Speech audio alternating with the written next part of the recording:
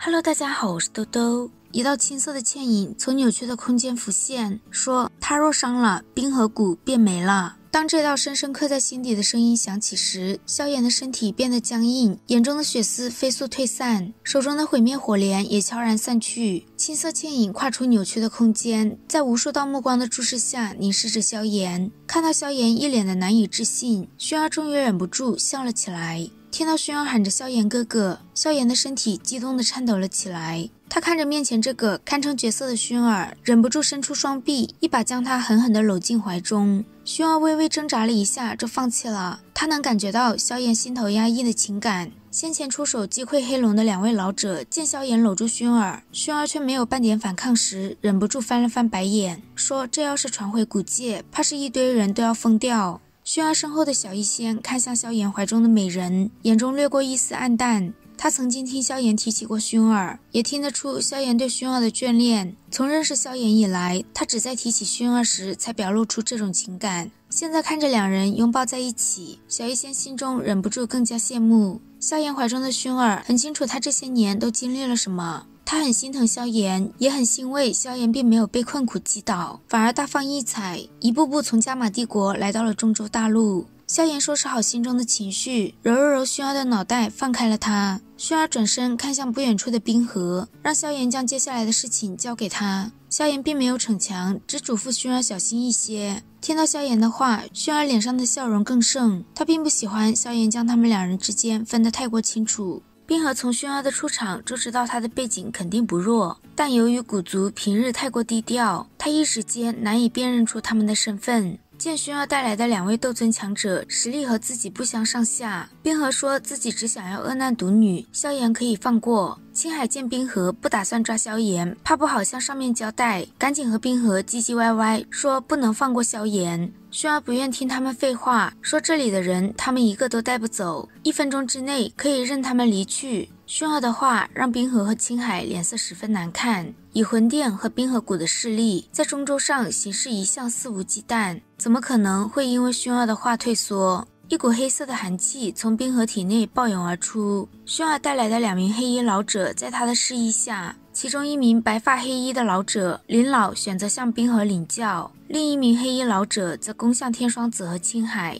天双子和青海出手前，下令让冰河谷和魂殿的人擒拿萧炎。魂殿和冰河谷的人将萧炎和薰儿围住，一股金色火焰从薰儿手掌浮现。这股金色火焰出现的刹那，萧炎体内的琉璃莲心火开始暴动，甚至有些颤抖。琉璃莲心火的颤抖也意味着这个金色火焰比它还强。琉璃莲心火是由陨落心炎和青莲地心火组成，以它们融合的实力，绝对能够挤进异火榜排名前10。而异火榜上排名前10的异火中，只有排名第9的九幽金族火和排名第4的金地焚天炎是金色的。就不知道薰儿的火焰是否属于这2种。仅仅1个回合，魂殿和冰河谷的人死的死，伤的伤。解决完这些人后，薰儿弹出一缕金光，将寒气屏障破开。屏障一破，这片天地的温度也恢复了正常。天空上，林老和冰河越打越兴奋，大笑着说：“接老夫一记掩天印试试。”冰河听到掩天印3个字一愣，而后身体猛地一顿，目光骇然地看向薰儿。从薰儿出现，他便猜过他的身份，但却始终没有往古族上想。冰河脸色发青，他自然知道神秘的古族有多强。冰河苦笑一声，将天双子叫了回来，之后向薰儿拱手说道：“今日之事是冰河谷的不是，若有得罪之处，冰河还请这位小姐包涵。”虽然他很想得到恶难独体，但如果前提是得罪古族，他可以毫不犹豫地放弃。毕竟魂殿或许不太惧怕古族，冰河谷却没有那种实力。冰河的变卦明显是猜到了薰儿的身份，他转头看向萧炎，让萧炎做决定。冰河见薰儿的动作，立刻拱手向萧炎说：“恶难独体的事，日后冰河谷不会再插手。”萧炎很清楚，今日能将冰河谷击退是最好的结局。至于其他恩怨，等日后有了实力，他自然会自己出手。他笑着对冰河说：“今日本就是误会，萧炎自不会过多纠缠。”听到萧炎的话，冰河终于松了口气。离开前，冰河向薰儿说，希望今日之事不会影响到后面的一些关系。薰儿自然明白他说的是什么，微微一笑，说他也希望今日的事不要再出现第2次，不然下次再去的地方或许就是冰河谷。青海见冰河带人离开，心头一慌就想跑，却被林老两人紧紧扣住肩膀。萧炎与冰河谷之间并未有太大的恩怨，但与魂殿却是真正的不死不休。今日冰河等人能走，青海却不行。薰儿问萧炎打算如何处置这位魂殿的尊老，萧炎让他们将青海封印住，日后解救药老的时候或许能用得上。一听萧炎想要封印自己，青海脸色变得狰狞，强行挣脱了林老二人的束缚，施展出魂殿独有的自爆。他的这种自爆只是毁了身体，只要灵魂能够逃出去，再造一具身体就能像天火尊者一样复活。就在萧炎以为青海已经跑了，今日抓不到他的时候，薰儿一拳将虚无空间打出一条裂缝，抓住青海虚幻的灵魂体。薰儿用金色火焰包裹住青海的灵魂体，直到它化为巴掌大小的金色光团后交给萧炎。事情解决完了，萧炎目光一转，看向身后一直十分安静的小医仙，刚想说点什么，发现小医仙和薰儿的目光已经对碰在了一起。萧炎感觉周围的温度都有点升高，他干咳了一声，对着薰儿和小医仙互相介绍。薰儿和小医仙不约而同的微微一笑，上前一步，伸出双手轻轻的握在一起。看到他们两人友好的握手，萧炎脸上刚浮现笑容，又马上变得一僵，因为他发现他们交握的双手处升起金色火焰和灰色气流。薰儿和小医仙虽然是初次见面，但却展开了一场近乎女人条件反射般的较量。诡异的灰色气流和金色火焰爆发出细微的呲呲声以及能量波动。萧炎急忙伸出手想要将两人隔开的时候，薰儿和小医仙都收回了手。薰儿说早在来之前便听说过小医仙姐姐恶难毒体的厉害，如今见面果然名不虚传。小医仙也说自己多次听萧炎提起过她，如今一见的确是天之娇女，难怪她对你念念不忘。萧炎听着他们俩看似亲热的话，却感到了一点不寻常，当下只能苦笑一声，摇了摇头。得知萧炎接下来打算将药老从魂殿手中解救下来，薰儿有些担忧。发生了今日的事，魂殿必定会对萧炎有所防范，甚至还可能会将药老转移。若是贸然前往的话，萧炎怕是会自投罗网。薰儿劝他要从长计议。萧炎知道自己要是就这么带人去的话，怕是不仅救不了药老，还会把自己给搭进去，所以短时间内他不会主动去找魂殿。深夜，薰儿来到萧炎的房间，萧炎望着薰儿，心头泛起一分滚烫，伸出手掌将薰儿拉到自己的床榻旁。薰儿靠在萧炎的肩膀上，诉说完这些年对萧炎的思念后，拿出地印诀的后三印交给萧炎。中州毕竟不是黑角域，在这里保命的手段越多越好。萧炎并未推辞，收下地印诀后，他问薰儿古族是不是也想得到驼舍古地狱。薰儿迟疑了一下，点了点头。驼舍古地是斗气大陆上能查到的最后出现的一名斗帝，他留下了一座隐藏在虚无空间中保存的极为完好的斗地府，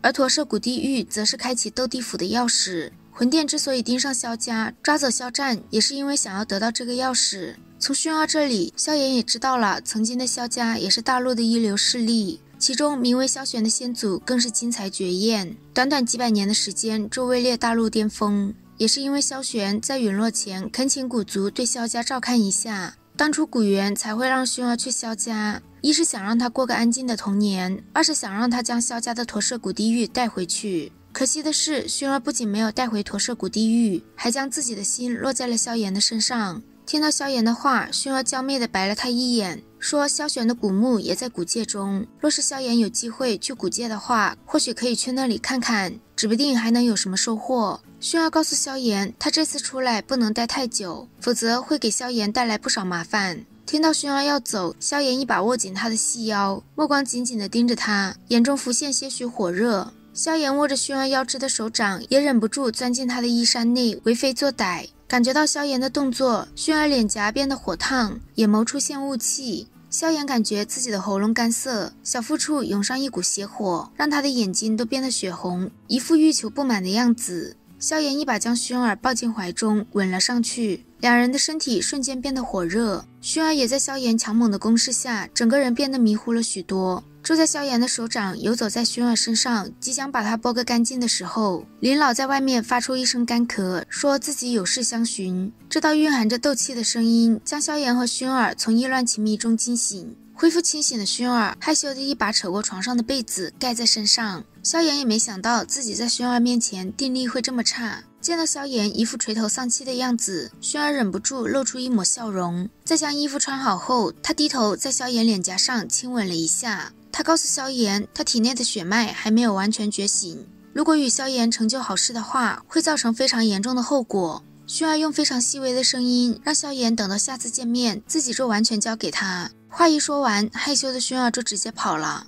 徒留萧炎在床上手掌轻握，回味先前的滋味。而萧炎房门外的林老二人在薰儿出来前急得团团转。薰儿是古族千年来血脉最为完整的人，若是他今日与萧炎成就了好事，萧炎必定会被愤怒的古族追杀到天涯海角，而他们两人也会落个保护不力的罪名，下场不会比萧炎好多少。所以看到薰儿出来，他们两人激动的眼中都泛起了泪花。房间内的萧炎抱着先前薰儿裹着的床单，深吸了几口气，才终于平静下来。等完全平复好心境后，萧炎一把扯开自己的衣衫，露出胸口上那一团宛如黑色漩涡般的魔毒斑。以他现在的实力，想要彻底炼化魔毒斑并不难。萧炎盘腿而坐，体内的琉璃莲心火对着魔毒斑所在的方位暴涌而出，魔毒斑中蕴含了些必炎必生的斗气。萧炎将魔毒斑彻底炼化后，能感觉到自己已经触碰到了四星斗宗的屏障。为了彻底突破，萧炎拿出一大堆火属性药材。虽然这样使用药材内的能量有点暴敛天物，但只要能成功突破到四星斗宗也就值了。在萧炎努力提升实力的时候，邺城千里之外的天空上10来道黑影从天际飞过，这些人正是古族派来接薰儿回去的人。为首的就是当年侮辱萧炎的领权。领权得知萧家的废物也在邺城，就决定这次一定要给萧炎一个难忘的教训。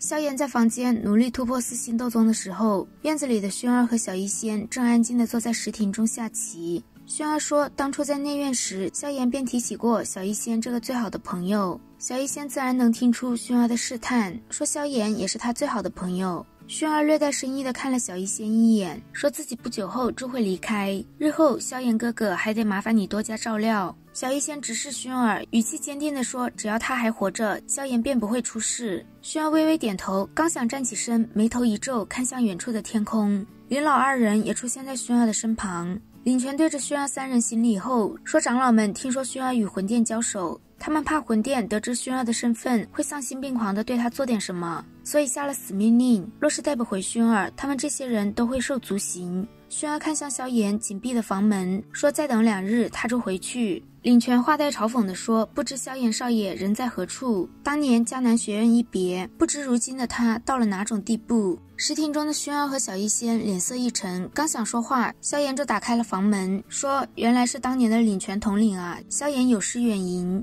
不过修炼了这么多年，领权统领才达到5星斗宗，倒是让我意外。领权感受到萧炎4星斗宗的实力，眼瞳陡然一缩，心中满是不可思议。但他仗着自己是古族出身，又是5星斗宗，依旧对萧炎冷嘲热讽，说萧炎小人得志，不过是4星斗宗，也敢在本统领面前嚣张。萧炎一直记着当年在内院中领权对他和萧家的侮辱，毫不客气地说，在他眼中领权什么都不是。领权死死地盯着萧炎，眼中闪过一丝杀意。感受到领权的杀意，薰儿大声呵斥他。领权说，此次出行前，长老们交代必须尽快将他带回古界，若是有人阻拦的话，格杀勿论。见不走不行，薰儿告诉萧炎自己在古界等他，他相信等萧炎将自己的事情解决后，就具备了前往古界的能力。薰儿深深地看了一眼萧炎，转身便走，但领权身形丝毫不动。他拿出长老们交给他的古玉令，说自己还有任务要执行。古族的长老们让他此行见到萧家之人，便请去古族一叙。若是对方不从，他有权使用武力强行将人带走。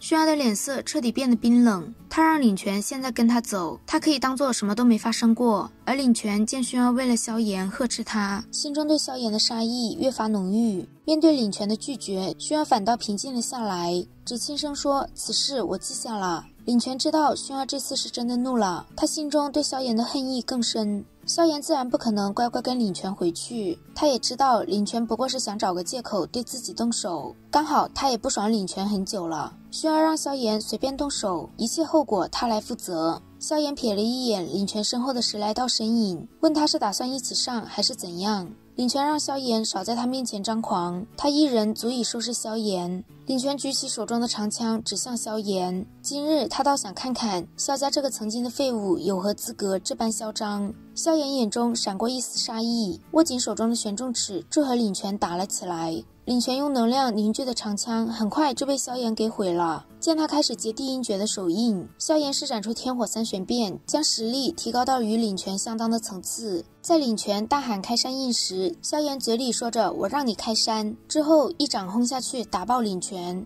萧炎的根基极其稳固，战斗经验也比领权不知道强了多少。而领权虽然是经受古族精英训练，但他的实力多是经过地坛的洗礼，与萧炎比起来差远了。仅仅几个回合，萧炎就以雷霆手段擒拿住领权的手掌。萧炎说领权的枪法花俏，结印缓慢，简直就是不堪一击。领权的脸色因为萧炎的评价变得煞白，片刻后脸色猛然涨红，体内的斗气也汹涌起来，气息更是暴涨。领权施展出秘法化血功，将实力提升到7星斗宗。他无法接受这个萧家的小废物对自己的评价，可惜秘法再强，没有足够坚固的根基也是无用功。一直到现在，领权展现出来的实力都没达到萧炎开始期望的一半。萧炎出手快很准，短短10来个回合之后，一拳砸在领权的脸上。领权被这一拳打到口吐鲜血，牙齿都喷了出来，身体也狠狠地倒在院落的一面墙壁上。萧炎面无表情，一把掐住他的脖子，说：“我这个萧家废物，现在可还有资格评价你？”领权被萧炎打到眼中满是恐惧，因为他想起在这一场交手中，萧炎从始至终都未曾施展任何斗技。到现在，领权才终于明白，如今站在他面前的萧炎已经不再是当初那个小小斗灵。